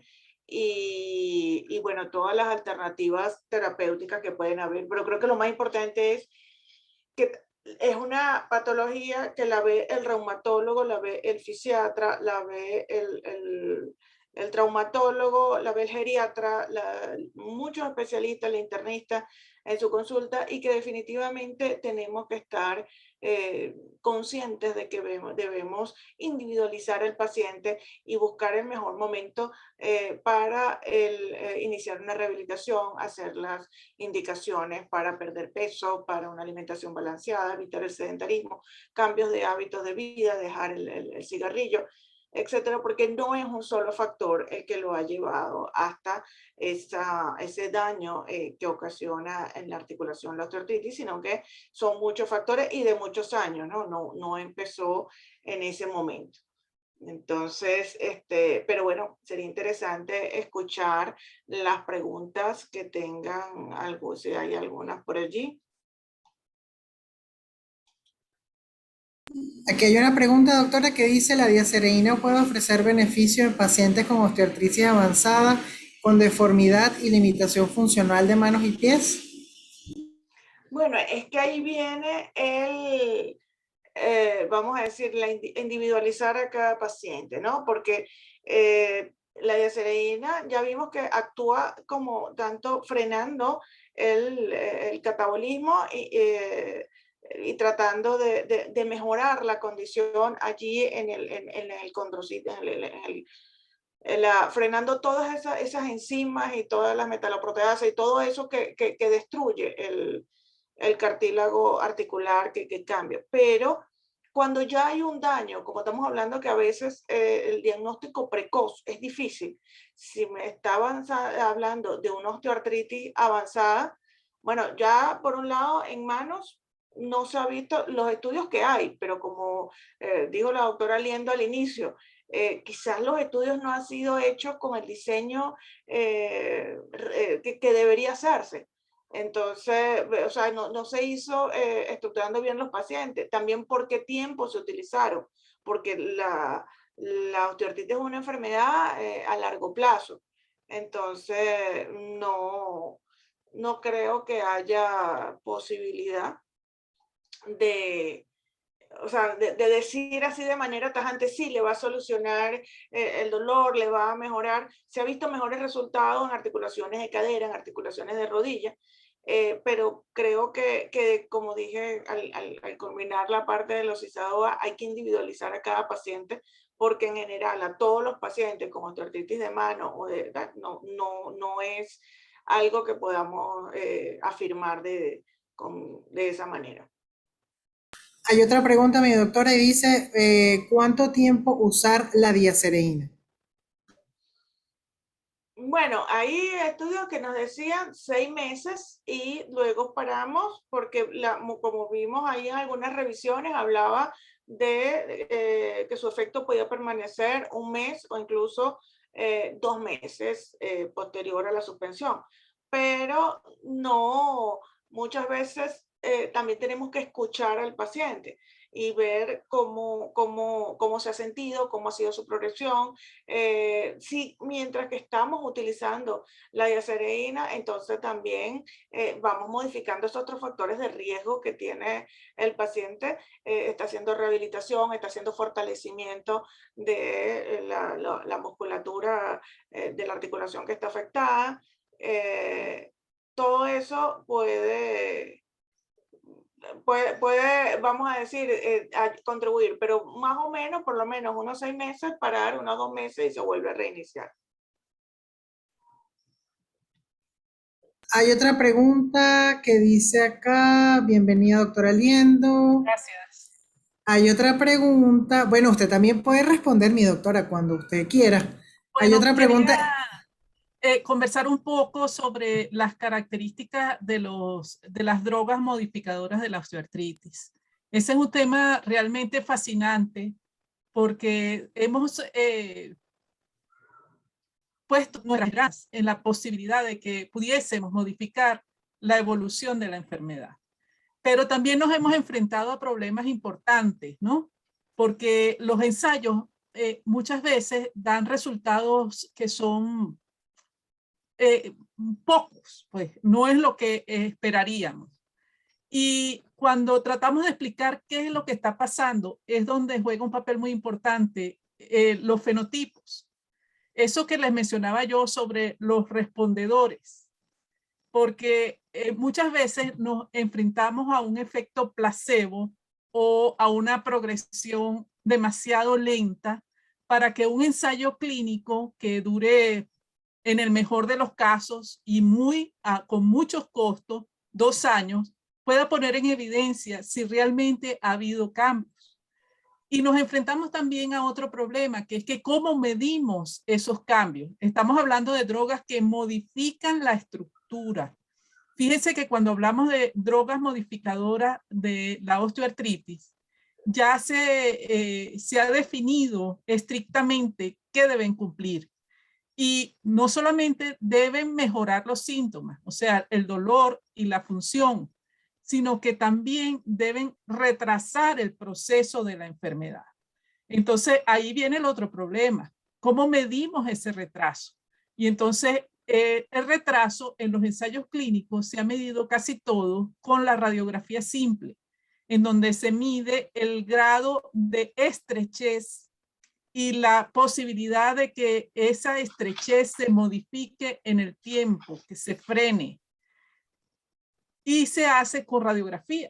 El problema es que la radiografía es poco sensible para eso. Entonces, lo ideal sería que se utilizara la resonancia magnética. Y con respecto a la resonancia magnética, entonces nos enfrentamos primero que es costoso, pero nos permite que nosotros podamos medir con mayor certeza esos pequeños cambios, por una parte, y por otra parte nos permite hacer un diagnóstico precoz, porque mide edema a nivel del hueso subcondral, que no lo podemos ver en la radiografía, y mide la presencia de sinovitis, que como vimos es la inflamación de la sinovial, y la inflamación en sí está asociada a casi todos los fenotipos. Entonces, ese es el problema que tenemos para poner en evidencia. No es que las drogas no funcionen, es que no tenemos una buena estratificación y todas las drogas no funcionan para todos los pacientes. O sea, yo no puedo decir esta droga va a cambiar el panorama de cualquiera de los pacientes, que es lo que los americanos y los europeos señalan, que no existe una talla única para que le quede a todo el mundo. Perfecto, mi doctora, muchas gracias. Tenemos más preguntas. Acá hay una que dice, el tratamiento de la osteoartrosis debe ser multimodal. La atención y detección temprana permiten enlentecer la progresión de la enfermedad. Esto nos lleva a, porque trae consecuencias biomecánicas del movimiento, aumentar la fuerza y la coordinación, permiten reducir la carga articular, pero al inicio, ¿cuándo indico los CISADOA? Esa es una. Ahí, yo creo que justamente ya Verónica ha dicho bastante en esta parte, es que la progresión es muy lenta y la acción del medicamento también es lenta. Entonces, por eso pienso que uno debe iniciar el tratamiento cuando ya sé que hay una osteoartritis y paralelamente, como dice la doctora Aziza, hay que hacer todo, o sea, el trabajo de cambiar las condiciones de ese paciente, explicar acerca de su enfermedad, tratar las comorbilidades y comenzar a fortalecer los músculos regionales, aumentar la actividad física, hacer los cambios que haya que hacer. Y de una vez, yo digo que desde el momento que ya sabemos que es una artrosis, iniciar el tratamiento. Otra pregunta y dice, ¿podría ser lo ideal entonces tratar con diacereína más glucosamina más condroitin sulfato? Bueno, definitivamente se pudiese tratar con todo, pero volvemos a lo mismo. Estamos tratando de aplicar una solución única a un problema muy heterogéneo. Todavía nos falta responder muchas preguntas. Fíjense, dentro de esas preguntas, lo primero es que es muy importante. ¿Cuándo lo inicio? Ahí es donde la pregunta es, oye, ¿lo inicio en todos los que tengan cambios radiológicos? ¿Lo inicio en todos los que tengan síntomas? La otra pregunta es, ¿por cuánto tiempo se lo doy? Entonces, si tenemos una enfermedad que sabemos que es crónica, progresiva y que no estamos interviniendo en los mecanismos moleculares fisiopatológicos, se lo voy a dar por toda la vida. Esas son preguntas que faltan responder. Lo cierto es que, como señaló la doctora Crespo, estas son drogas que son de acción lenta. Por ese motivo, no son ideales para tratar los síntomas desde el inicio. Se requiere tratar drogas de acción rápida. Entonces, allí es donde tenemos las drogas antiinflamatorias, los analgésicos y, por supuesto, que no podemos olvidar y que constituyen la piedra angular del tratamiento, que son todas las medidas no farmacológicas. Pero al igual que con las drogas modificadoras, las medidas no farmacológicas requieren un tiempo, requieren un proceso de adherencia, requieren compliance. Entonces, son medidas que también son lentas. La realidad es que tenemos que actuar en todos los frentes. Bueno, y ahí ahora llegó Livia, que nos puede puntualizar. ¿Qué Odisea? No sé hasta dónde se me cayó la bueno, ahorita estábamos comentando, Livia, que cuándo comenzar un CISADOA, ¿ok? ¿Cuándo comenzarlo? Y yo señalaba que cuándo terminarlo. Entonces, claro. ¿Es un medicamento que podemos iniciar desde el primer momento para aliviar los síntomas? ¿O es un medicamento que tiene que ir con otras medidas? Bueno, una de las cosas muy importantes que yo creo que debemos llevarnos todos a casa es que las medidas que yo englobaba en mi presentación como de intervención general, que son la educación, la reducción de peso, ¿cómo se llama? La dieta, la nutrición, funcionan en todos los casos. En todos los subtipos de osteoartritis funcionan. Y la diacereína, te acabo de oír comentar que efectivamente no sabemos, no hay estudios a tan largo plazo como la evolución tan lenta de la osteoartritis para ver el resultado. Pero nosotros sabemos que la glucosamina, la diacereína, el chondroitin, que sí está recomendado full para la mano, por ejemplo, tienen un efecto analgésico sin los efectos adversos de los antiinflamatorios. Entonces, más vale, si un paciente tiene síntomas, vale que esté con un CISADOA a que esté con antiinflamatorios, antiinflamatorios, antiinflamatorios y tenga todos los efectos adversos que comentábamos, de hipertensión, de problemas cardíacos, de nefropatía, de gastritis, ¿verdad? Los sangrados son muy comunes en los pacientes que toman antiinflamatorios. Entonces, yo mantendría a mis pacientes, si fuera posible, con alguno de estos. Hay algunas cosas que podemos comentar. Por ejemplo, no tiene más efecto combinar a lo mejor glucosamina con chondroitin en algunos estudios. Pero en casi todas las presentaciones vienen los dos juntos. En cuanto a la glucosamina, hay que recordar que hay muchas presentaciones de glucosamina por ahí en el mercado, entonces no todas son eficaces y la dosis mínima son de 1400 miligramos, igual que el chondroitin hay que ponerlo en dosis de 1200 miligramos diarios. Y en cuanto a la diacereína, algunos pacientes que les da diarrea al principio del tratamiento bajan la dosis o lo suspenden. Y hay que explicarles, educar al paciente en cuanto a ese efecto adverso se presenta en algunos pacientes en los primeros días y después se regulariza el ritmo intestinal. Lo que tal vez no se les quita es el color anaranjado de la orina, pero ya nosotros sabemos que es por eso, no se asuste, señor, y puede seguir su tratamiento. Efectivamente, después de que suspenden el tratamiento, porque hacemos un ciclo de 3 meses, los pacientes están bien hasta varios meses después de haberlo suspendido. Entonces yo sé que a lo mejor no tenemos todos los estudios que quisiéramos, en todos los subgrupos que quisiéramos, pero creo que es una herramienta válida. No sé qué opinan ustedes. Bueno, ahí hay algo, tú acabas de decir algo bien interesante, o sea, que lo vemos cuando revisamos los estudios. Por ejemplo, en el caso de la glucosamina, tanto los estudios a nivel de ACR como los estudios de EULAR y OARSI, hablan justamente de eso, que la síntesis de glucosamina, la fabricación, no, es muy diferente de la composición en una presentación que en otra.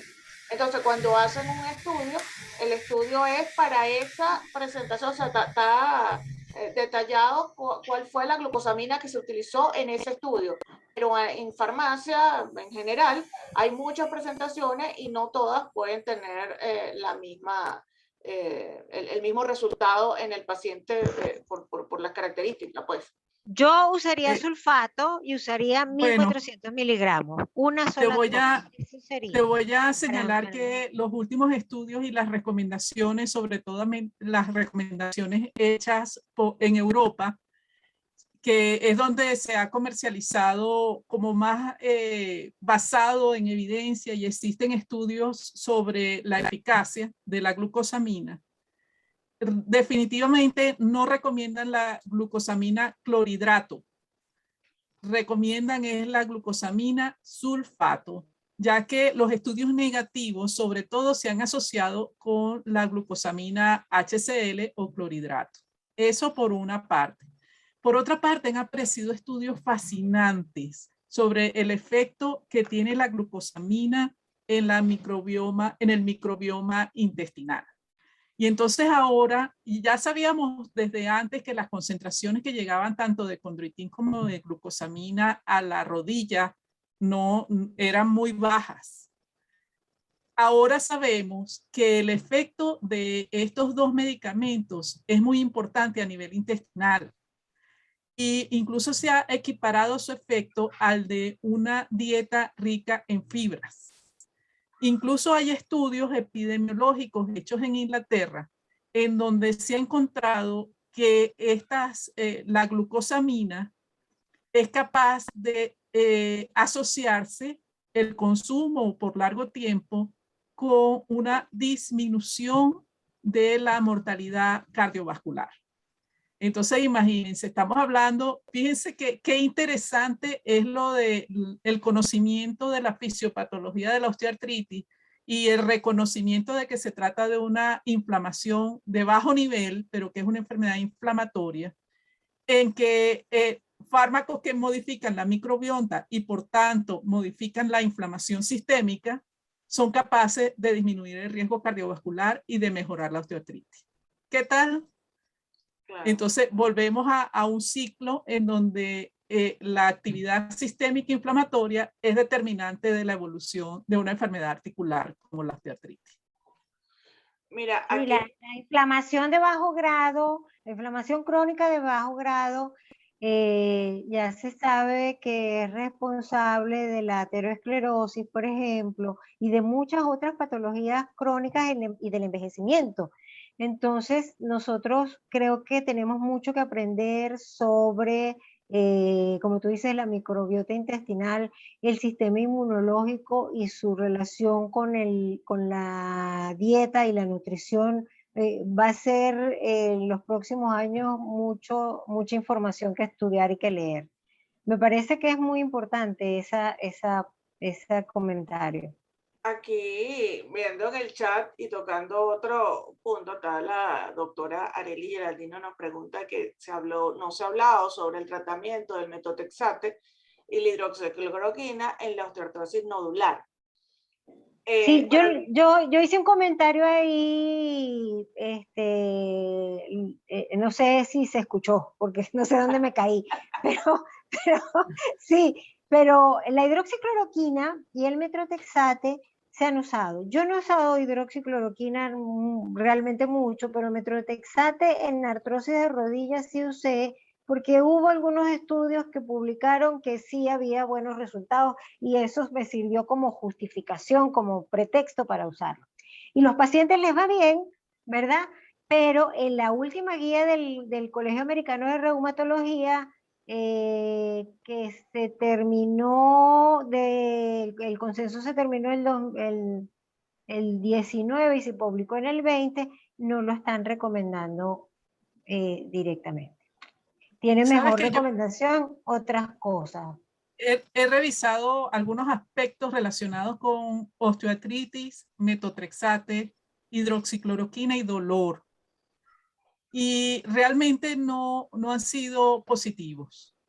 Los ensayos que se han hecho con metotrexate e hidroxicloroquina en osteoartritis no han sido positivos. Claro, por eso no están en las recomendaciones,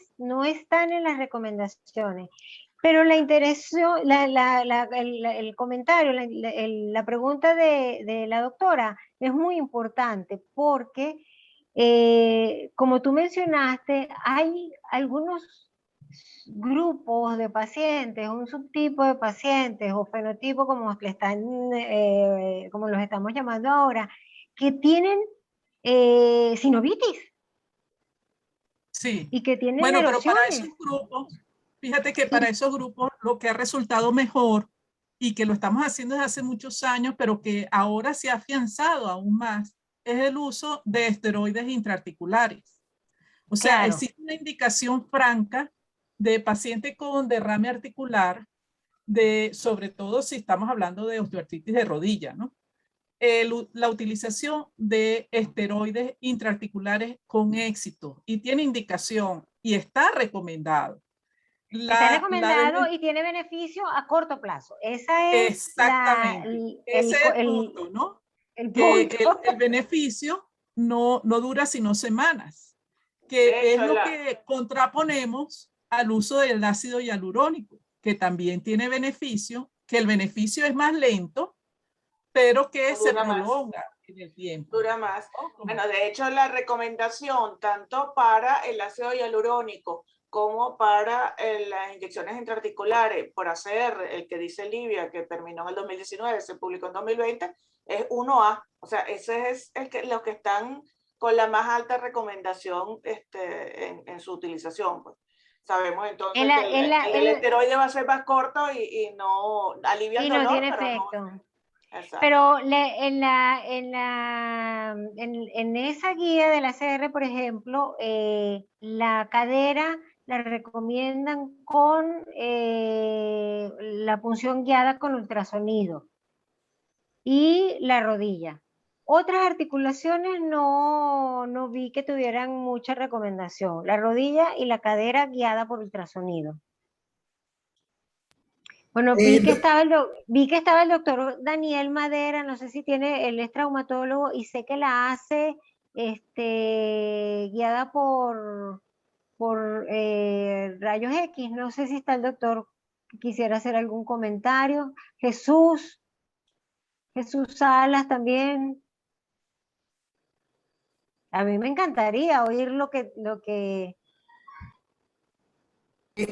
Doctora, de todos modos, mientras los doctores a ver si quieren participar, hay una pregunta con respecto al tipo de magnesio y hay otra pregunta con respecto al colágeno. Y también, a ver, no, son esos dos. ¿Qué tipo de magnesio y el colágeno? La participación. Bueno, el magnesio... El magnesio sí puede ser cloruro, pero ahí lo que no está muy claro son las dosis. Por ejemplo, es como yo le explicaba el otro día a un paciente que es como la aspirina. A una dosis se ha probado que mejora el equilibrio o la estabilidad de los pacientes de tercera edad, seniles. Mejora también el sueño a 300 miligramos. Y probablemente para las articulaciones necesitemos 400. Entonces, esas presentaciones que diluye el paciente el polvito en un litro o en una... ¿Ah? La copita. ¿No cuánto se está tomando? No sabemos ni cuánto se está tomando ni cómo se la está tomando. Parece una copita de fondo blanco y no sabe cuánto es la cantidad real del magnesio que se va a absorber, cuál es. Sí, y el colágeno hidrolizado no tiene mucha evidencia y además, bueno, nosotros sabemos que del colágeno lo que uno se toma y llega a la articulación, o sea, de que uno se lo tome a que llegue a la articulación, pueden pasar muchas cosas. Entonces, sí, bueno, hay que hacer más ensayos sobre el colágeno. Yo pienso que, no sé tú, Vero. Mira que están entrando varios, se está conectando más gente, qué bueno que hay. Aquí con respecto al colágeno, nos faltan estudios para recomendarlo. Sin embargo, sobre todo el colágeno hidrolizado, tiene algunos ensayos con efecto positivo, ¿no? Pero yo sigo pensando que todo esto tiene un efecto a nivel del intestino y que la modificación a nivel intestinal es la que en realidad produce un efecto a nivel de la articulación. Aquí dudo que la cantidad de colágeno que vaya a llegar a la articulación sea suficiente como para inclinar la balanza hacia un efecto anabólico. ¿Okay? Claro, igual que la restricción de azúcar y de harinas refinadas, yo creo también que en parte mejora la flora intestinal, mejora la microbiota intestinal. Y eso, bueno, tiene repercusiones en todo el sistema inmunológico y la inflamación en general, pues. Mira, sí, eso es... Aquí hay una que, bueno, vamos a ver, Livia, que revisó todas las cosas con respecto al dolor. La doctora Eileen Camargo nos dice, buenas noches, ¿alguna información con respecto al flexofitol, la cúrcuma? Y bueno, sobre la infiltración con esteroides en los nódulos de Heberde y Bouchard. En la parte de la osteoartritis ya sí dijimos la parte sobre todo cuando había el componente inflamatorio, que los esteroides interarticulares sí pueden ser una opción y ayudan en la parte aguda, pero no van a tener un efecto más a largo plazo. ¿Y la cúrcuma? La cúrcuma tiene estudios. Claro. Con extracto de cúrcuma, con curcumina, tiene muchos estudios, tiene estudios no solo en osteoartritis, en artritis reumatoide, en otras enfermedades inflamatorias, y está dando muy buenos resultados. Lo que yo pienso que hay que afinar es cuál es la dosis y hay que ver la tolerancia. La Exacto. tolerancia de la cúrcuma, porque es un poquito irritante. Además, la absorción no es tan fácil. Aparentemente, la absorción por el tubo digestivo no es tan... Hay que usarla con algún secretágogo, junto con algún secretágogo o con algunos tipos de alimentos para que se absorba bien. No, Mira, la doctora Camargo es especialista en dolor. Ella sí tiene que exacto, decirnos muchas Sí, cosas. señor. Saludos exacto, a Ailén Camargo. Saludos, exacto. amiga. Mira, aquí la doctora Sisa, mira, tiempo que no nos vemos, también nos pregunta, por ejemplo, la experiencia usando triamcinolona en la gonartrosis y viscosuplementación 2 semanas después, que es un protocolo que han utilizado en Argentina. Así nosotros, ella dice que en su experiencia le ha tenido un buen resultado. Que si alguna de nosotras puede ver su experiencia en esta Bueno, forma. Yo lo la he realidad usado. es que los esteroides tienen sus indicaciones y ya están, se sabe que existen ciertos factores que mejoran el resultado. Entonces, entre ellos está el hecho de que haya derrame. Ya allí el éxito del esteroide es superior. Se habla en pacientes más jóvenes, que también el efecto parece ser mejor. En pacientes que tengan un índice de radiológico más bajo, al parecer la respuesta en ellos es mejor. Pero son fármacos que lo que hacen es aliviar síntomas. O sea que no están indicados si el paciente no tiene síntomas. Ninguno de los Pero dos. hace entonces, en uno de los estudios que creo que no presenté, que creo que me lo presenté yo sola aquí en mi casa, porque no sé si se vio. En uno de los estudios que yo presenté era un metaanálisis y del árbol de todos los medicamentos que se analizaron para dolor de osteoartritis en rodilla a 6 meses del tratamiento, estaba como primero, como mejor, esa combinación que está mencionando la doctora de Argentina. Okay. Antes nosotros no usábamos la triamcinolona junto con la viscosuplementación, porque No, queríamos justo no. conservar, exacto, queríamos conservar siempre ¿cómo se llama? La densidad, ¿verdad? Del Sí, ácido pero fíjate que a mí hialurónico. me resulta lógico, porque si yo tengo, por ejemplo, un paciente con derrame y le hago una artrocentesis y le administro el esteroide y a las 2 semanas le administro el ácido hialurónico, sabemos que la viscosuplementación disminuye su eficacia si hay derrame. Entonces, Claro. el hecho de que yo elimine ese derrame primero o disminuya el derrame con el uso del esteroide, va a facilitar el efecto que tiene la viscosuplementación. Pero lo que sí quiero señalar es que ambos fármacos están indicados solo si hay síntomas. O sea, no existe un tratamiento, digamos, en Profiláctico. pacientes que tengan solo una clínica de crecimiento óseo y una radiología que nos hable de que hay un cambio de osteoartritis, que ese paciente no debería ir a ningún tratamiento intraarticular si no tiene síntomas.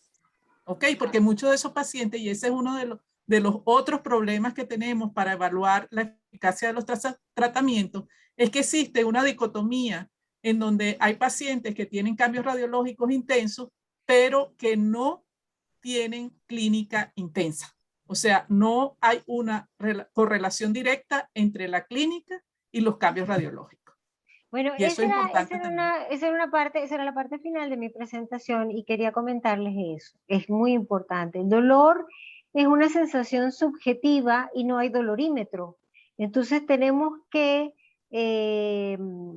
evaluar a estos pacientes o el tratamiento del dolor de estos pacientes tiene que ser muy inteligente precisamente por ese aspecto. Hay pacientes que tienen muchos cambios, mucha deformidad inclusive, y tienen poco dolor.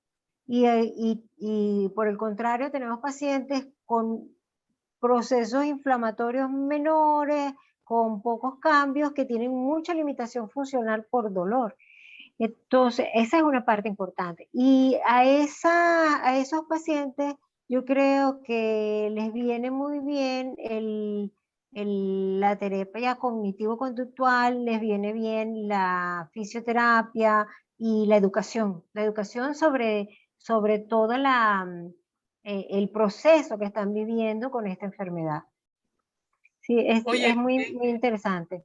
es importante eso que señalas, porque fíjate que dentro de las recomendaciones para el manejo del dolor está la duloxetina, el manejo del dolor en osteoartritis, ¿no? Sí. Y ahí se pone de relevancia uno de los eventos fisiopatológicos que hemos encontrado en los últimos años, que aproximadamente un 30% de los pacientes con osteoartritis tienen dolor neuropático o nociplástico.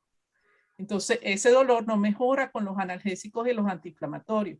Entonces, un punto importante de que uno realice un fenotipo del paciente y vea si ese paciente lo que tiene es una sensibilización central que se parece muchísimo a una fibromialgia. Es que uno tiene que tomar en cuenta eso y hacer el diagnóstico de si realmente estamos ante un paciente con solo osteoartritis o es un paciente con una sensibilización central y un dolor nociplástico, neuropático, porque probablemente ese es el que mejor va a mejorar con el uso de duloxetina y de tramadol. Claro, que tienen alterado el sistema de regulación del dolor. Esos son los pacientes que van a mejorar. Por supuesto, para el paciente entender qué puede ser lo que está pasando también les ayuda. Claro, y las recomendaciones de ACR, que por ejemplo ahorita en la última no recomiendan, por ejemplo, la duloxetina, pero tenemos que ver eso, cómo fue la selección de pacientes en los cuales se utilizó. O sea, le damos en un estudio duloxetina a un grupo de pacientes y si no son de los que tienen esa característica, ese fenotipo de activación, ese dolor central, quizás no son los que más se benefician y quizás haciendo un estudio con un diseño distinto, habría un grupo grande de pacientes que se puede beneficiar, pero que mejoraría. Eso sí mejoraría. Así es. Muy bien. Así es. Allí hay una preguntita que estoy viendo aquí en el chat sobre la glucosamina y los pacientes diabéticos. ¿Se acuerdan de que eso es glucosa, doctora? Yo no voy a tomar eso porque yo soy diabética o porque tengo un síndrome metabólico. Bueno, ahora se sabe, y lo repito, que más bien tiene el efecto equivalente a una dieta rica en fibra y por tanto disminuye los niveles de azúcar. O sea que no está contraindicado, está indicado. Sí, y todavía queda a veces en el paciente eso de, no, glucosamina no, doctor, no, porque eso me va a subir el azúcar, pero bueno, ya sabemos que no es así y lo puede ayudar.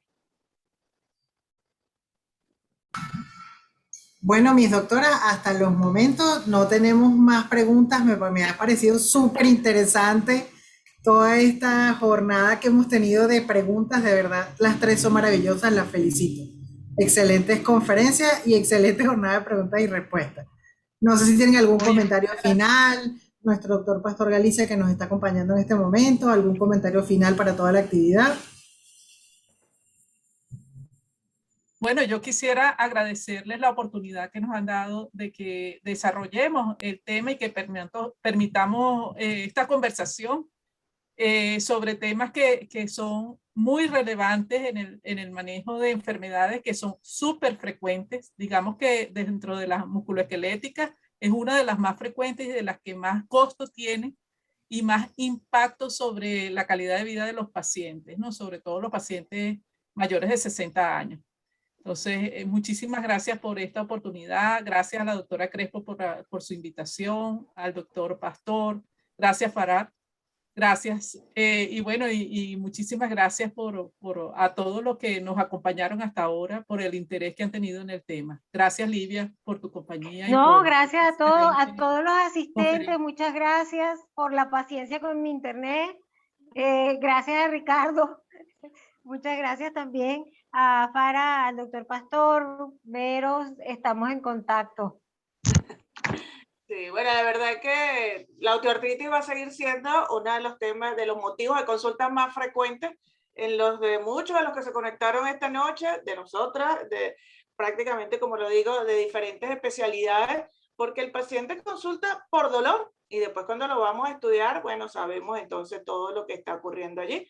Y que nos queda un reto, nos queda muchísimo por delante porque queda mucho por investigar, por aprender, por ahí dijeron que cuando hay tantas dudas, tantas cosas o tantas formas distintas de tratar es porque sabemos que entonces es muy heterogéneo las características de esos pacientes y por eso debemos seguir adelante, ¿no? Seguir el día a día y yo digo que vamos aprendiendo cada día cosas nuevas y bueno, ahora tengamos nuevos estudios para ir conociendo, mejorando y perfeccionando y dándole al paciente lo que realmente, lo que es mejor para ese paciente que está consultando.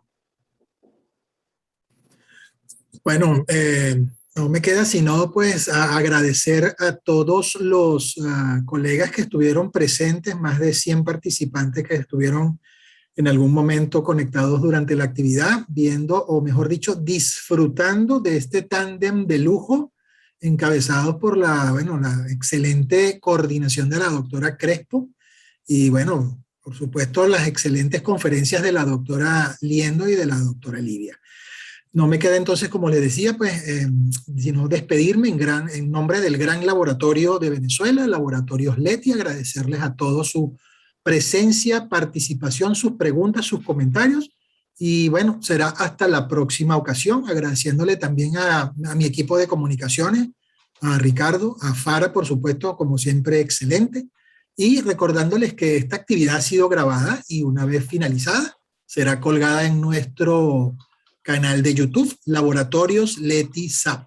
Por favor, suscríbanse, activen las notificaciones para que disfruten no solo de esta, sino de todas las actividades de educación médica continua que el Gran Laboratorio de Venezuela tiene para todos ustedes todas las semanas.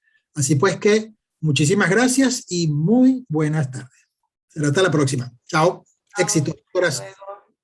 Besos para todas. Chao. Chao, feliz noche.